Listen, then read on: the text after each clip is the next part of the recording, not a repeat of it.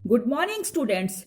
आशा है आपको लेसन 10 खुश आदमी की कमीज तो समझ में आ ही गया होगा। आज हम इसकी एक्सरसाइजेस करेंगे।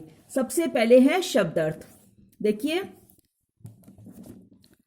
इसमें सबसे पहले है स्वस्थ। स्वस्थ का मतलब तंदुरुस्त यानी हेल्दी। वैद्य, वैद्य का मतलब हकीम, इंग्लिश में इसको डॉक्टर भी बोलते हैं। मर्ज, मर्ज का मतलब रोग। उसके बाद है युक्ति, युक्ति का मतलब उपाय। लालसा, लालसा का मतलब इच्छा। निधन, निधन का मतलब मृत्यु। इसके बाद है मदमस्त, मदमस्त का मतलब मतवाला। प्रसन्नचित, प्रसन्नचित का मतलब खुश। अभिवादन, अभिवादन का मतलब स्वागत। अभिभूत, अभिभूत का मतलब खुश या प्रसन्न। स्वर्ण, स्वर्ण का मतलब सोना। अच्छा, अब आगे देखिए।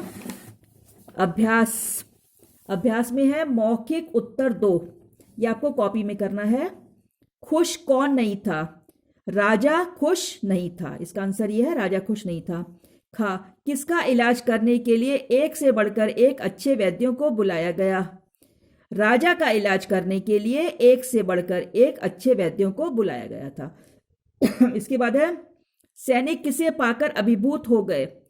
आंसर है सैनिक एक मस्त भिखारी को पाकर अभिभूत हो गए।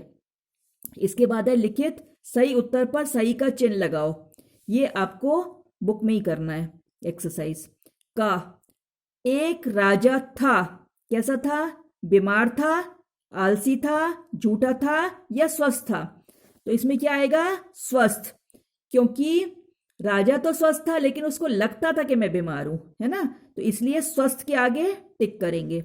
इसके बाद है भिखारी बजा रहा था, तबला, ढोलक, सीटी या हारमोनियम? क्या बजा रहा था? सीटी, तो सीटी के आगे हम टिक करेंगे। इसके बाद है भिखारी था, कैसा था भिखारी? संतुष्ट, लालची, घमंडी कि आलसी? कैसा था? संतुष्ट, तो संतुष्ट के आगे हम टिक करेंगे। सैनिकों ने भिखारी से क्या मांगा? क्या मांगा था? उसका घर, उसकी छड़ी, उसकी कमीज या उसकी तकदीर? क्या मांगा था? कमीज, तो हम लिखेंगे उसकी कमीज के आगे टिक करेंगे। इसके बाद है रिक्त स्थानों की पूर्ति करो का। एक बुद्धिमान डैश ने राजा का डैश समझ लिया, तो क्या आएगा? एक बुद्धिमान वैद्य ने राजा का मर्ज समझ लिया। खा है पूरे राज्य में खोजने पर भी कोई डैश व्यक्ति नहीं मिला, तो क्या आएगा? पूरे राज्य में खोजने पर भी कोई खुश व्यक्ति नहीं मिला। इसके बाद है सैनिक उसे पाकर डैश हो गए, सैनिक उसे पाकर अभिभूत हो गए। घा, भिखारी अत्यधिक डैश जान पड़ता था, तो क्या आएगा? भिखारी अत्यधिक प्रसन्नचित जान पड़ता था। इसके बाद है सही या गलत लिखो का। राजा वास्तव में बीमार था, ये तो गलत है क्योंकि वास्तव में बीमार थोड़ी था, वो तो उसको लग रहा था कि मैं बीमार हूं, उसकी सोच ऐसी थी, इसलिए गलत।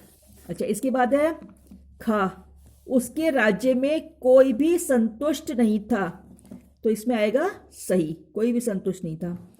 गा, भिखारी ने अपनी कमीज राजा को दे दी, गलत, उसके पास तो कमीज ही नहीं थी।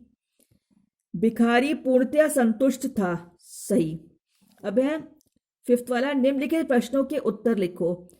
इसमें पहला है का, राजा को क्या लगने लगा था? यह आपको कॉपी में लिखना है।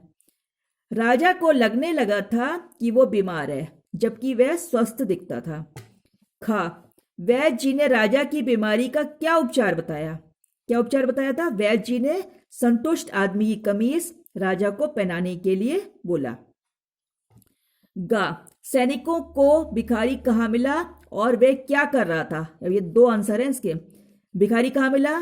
गांव के द्वार पर, ठीक है। सैनिकों को भिखारी गांव के द्वार पर मिला। मदमस्त लेटा हुआ मस्ती से सीटी बजाकर हंसकर गाना गाता हुआ खुश हो रहा था, ठीक है, ये कर रहा था वो। भिखारी ने कमीज क्यों नहीं दी? इसका आंसर है क्योंकि उसके पास कमीज नहीं थी, उसके पास तो तन ढकने के लिए भी कपड़े नहीं थे। सैनिकों ने राजा को क्या समाचार सुनाया? सैनिकों ने राजा से कहा कि उन्हें एक व्यक्ति मिला है जो पूर्णतया प्रसन्न व संतुष्ट है, पर उसके पास कमीज नहीं है। अंत में राजा को क्या समझ आ गया? अंत में राजा को यह समझ आ गया कि व्यक्ति अपनी सोच के कारण ही सुखी व दुखी होता है। अब है भाषा ज्ञान, ये आपको बुक में ही करना है। वचन, एक या अनेक का ज्ञान कराने वाले शब्दों को वचन कहते हैं। आपने पढ़ा है ना, दो वचन होते हैं, एक वचन और बहुवचन। एक से एक का बोध होता है और बहुवचन में एक से ज्यादा का। अब इसमें है जैसे कमीज, कमीजें, सीटी, सीटियां। ये सीटी हो गया एक वचन और ये हो गया बहुवचन। वचन बदलने से पुल्लिंग शब्दों में आ, पुल्लिंग शब्दों में तो आ जुड़ जाता, आ का ए हो जाता है और स्त्रीलिंग में ई का इया हो जाता है। अब है वचन बदलकर लिखो। कटोरा, ये क्या है, पुल्लिंग है ना, तो इसलिए इसका हो जाएगा कटोरे।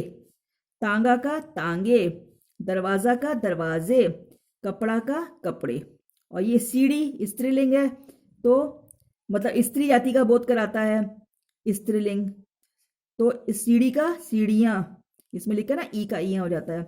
नदी, नदियां, घंटी, घंटियां, दवाई, दवाइयां। इसके बाद है वर्ण विच्छेद करो। कुछ शब्द दिए हुए हैं, इनको हमें अलग अलग वर्णों में बांटना है, इसका विच्छेद करना है। बीमारी, ब हलंत वाला और बड़ी ई की मात्रा है तो हम यहाँ लिखेंगे बड़ी ई, प्लस म हलंत वाला, बड़े आ की मात्रा है तो यहाँ लिखेंगे आ, रा हलंत वाला प्लस बड़ी ई, क्योंकि बड़ी ई की मात्रा है इसमें।